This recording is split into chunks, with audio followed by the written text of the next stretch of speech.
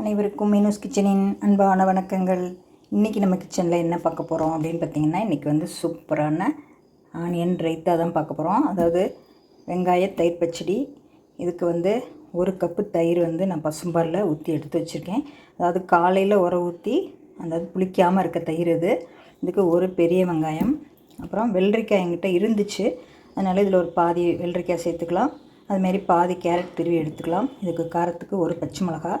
இந்த தக்காளி வந்து நம்ம பாதி தக்காளி எடுத்துக்கலாம். உள்ளே இருக்க விதையெல்லாம் எடுத்துகிட்டு மேலாப்பில் தோலையும் கொஞ்சம் ரிமூவ் பண்ணிவிட்டு உள்ளே இருக்க சதைப்பகுதி மட்டும் கொஞ்சமாக ஒரு பாதி தக்காளி எடுத்துக்கலாம். கொஞ்சம் கொத்தமல்லி, கொஞ்சம் உப்பு.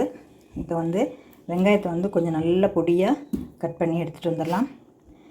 நீங்கள் எப்படி செய்வீங்கன்னு என்கிட்ட ஷேர் பண்ணிக்கோங்க. நான் வந்து எப்படி செய்கிறேன்னு உங்கள்கிட்ட சொல்கிறேன். உங்களோட ஷேர் பண்ணிக்க தான் இந்த வீடியோ போடுறேன்.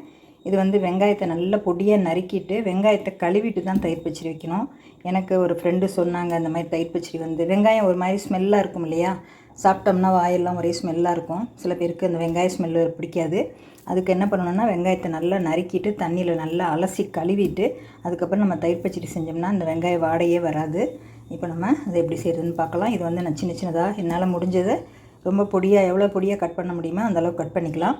அதுமாதிரி பாதி கேரட்டும் பாதி வெள்ளரிக்காயும் சின்னமாக திருவி எடுத்துகிட்டு வந்துடுறேன்.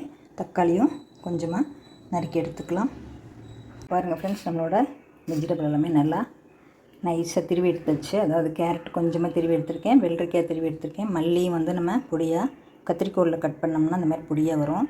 இப்போ நான் வந்து ஒரு வெங்காயம் இந்த மாதிரி சின்னதாக நறுக்கி வச்சுருக்கேன். இதை வந்து நல்லா தண்ணி ஊற்றி அலசி கழுவிட்டு நம்ம எந்த பாத்திரத்தில் செய்கிறோமோ அதில் போட்டுக்கணும். தக்காளியும் பார்த்திங்கன்னா இப்போ விதையெல்லாம் எடுத்துகிட்டு பின்பக்கம் உள்ள தோலையும் எடுத்துகிட்டு இந்த மாதிரி சின்ன சின்னதாக நறுக்கி வச்சுருக்கேன். இப்போ இதை நல்லா கழுவிட்டு ஒரு பாத்திரத்தில் சேர்த்துக்கலாம். இப்போ நம்ம வெங்காயத்தை நல்லா கழுவி தண்ணி இல்லாமல் புழிஞ்சு எடுத்துச்சு. இப்போ இது கூட நம்ம எல்லாத்தையும் சேர்த்துக்கலாம். கேரட்டு, வெள்ளரிக்காய், அப்புறம் பாருங்கள் தக்காளி சூப்பராக கலர்ஃபுல்லாக இருக்குது பாருங்கள். வந்து இது தயிர் வந்து புளிக்காமல் இருந்தால் நல்லாயிருக்கும். உங்களுக்கு புளிப்பு டேஸ்ட்டு பிடிக்கும்னா ஒரு 2 சொட்டு எலுமிச்சம்பழம் புழிஞ்சிக்கோங்க. கொஞ்சமாக ஒரு 1/4 முடியில் ஒரு 10 சொட்டு புழிஞ்சிருக்கேன். இப்போ நம்மளோட இது எல்லாத்தையும் நம்ம நல்லா கலந்துக்குவோம். நம்ம எப்போ சாப்பிட போகிறோமோ அப்போ தான் நீங்கள் வந்து இந்த ரைத்தா பண்ணிக்கணும். இதெல்லாம் கட் பண்ணி முன்னாடியே வச்சுக்கோங்க.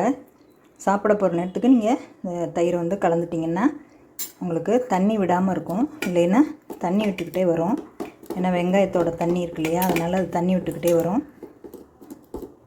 நீங்கள் சாப்பிட போகிற ஒரு 2 செகண்ட் முன்னாடி நீங்கள் தயிரை ஊற்றி கலந்துட்டு சாப்பிட்லாம். இப்போ வந்து நமக்கு வெங்காய வாசம் அடிக்காது. சில பேர் ஹோட்டலில் சாப்பிட்டு வந்தாங்கன்னா பேசும்போதே அந்த வெங்காய ஸ்மெல் அடிக்கும். இந்த மாதிரி கழுவிட்டு சேர்த்திங்கன்னா வெங்காய ஸ்மெல்லே இருக்காது. இப்போ நம்ம தயிரை நம்ம சேர்த்துக்கலாம். இதுக்கு கொஞ்சமாக உப்பு ஒரு 1/4 டீஸ்பூன் சேர்த்துக்குவோம். இப்போ பாருங்கள் ஃப்ரெண்ட்ஸ், எல்லாமே நல்லா கலந்துச்சு. இந்த மாதிரி நீங்கள் கலந்து வச்சுட்டு சாப்பிட போகும்போது கூட தயிர் சேர்த்துக்கலாம்.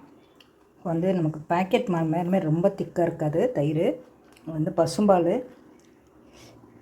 இருந்தாலும் பாருங்கள் ஓரளவுக்கு நல்லா திக்காக கெட்டியாக தான் உறைஞ்சிருக்கு. இப்போ நம்ம இந்த இதில் நம்ம தயிரை வந்து சேர்த்துக்கலாம். புளிக்காமல் இருந்துச்சுன்னா கொஞ்சம் நல்லாயிருக்கும் சாப்பிட. இப்போ நம்ம தயிரை கலந்துட்டு சாப்பிட்டுக்கலாம். நீங்கள் இப்படியே கூட சேலட் மாதிரி தயிர் கலக்காமல் சும்மா கூட அப்படி சேலட்டாக சாப்பிட்டுக்கலாம். Very tasty, yummy and healthy. நீங்களும் இந்த மாதிரி செஞ்சு பார்த்துட்டு உங்கள் கமெண்ட்ஸை சொல்லுங்கள் ஃப்ரெண்ட்ஸ்.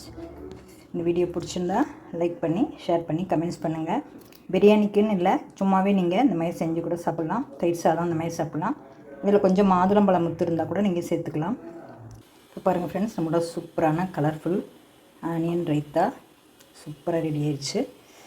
அருமையாக இருக்குது பாருங்கள். கலர்ஃபுல்லாக தக்காளி, மல்லித்தலை, கேரட்டு, வெள்ளரிக்காய் சூப்பராக சும்மாவே சாப்பிட்லாம். நீங்களும் இந்த மாதிரி செஞ்சு பார்த்துட்டு உங்கள் கமெண்ட்ஸை சொல்லுங்கள். இந்த வீடியோ பிடிச்சிருந்தா லைக் பண்ணி ஷேர் பண்ணி கமெண்ட்ஸ் பண்ணுங்கள். இது போல் நீங்களும் செஞ்சு பாருங்கள். வெங்காயத்தை கழுவிட்டு செஞ்சு பார்த்தீங்கன்னா எவ்வளோ வெங்காயம் சாப்பிட்டாலும் உங்களுக்கு வாயில் ஸ்மெல்லே வராது. செஞ்சு பார்த்துட்டு உங்கள் கமெண்ட்ஸை சொல்லுங்கள் ஃப்ரெண்ட்ஸ். அவசியம் சப்ஸ்கிரைப் பண்ணுங்கள். அனைவருக்கும் நன்றி. அடுத்த ஒரு வீடியோவில் சந்திப்போம்.